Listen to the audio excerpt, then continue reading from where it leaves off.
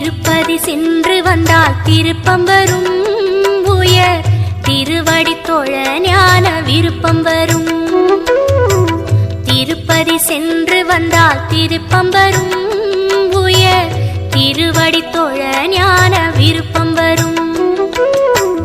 திருமலை எழில்வாசன் அருளும் வரும், திருமலை எழில்வாசன் அருளும் வரும். அந்த திருவளர்பதம் காண பொருளும் வரும், அந்த திருவளர்பதம் காண பொருளும் வரும். திருப்பதி சென்று வந்தால் திருப்பம் வரும், உயர் திருவடி தொழ ஞான விருப்பம்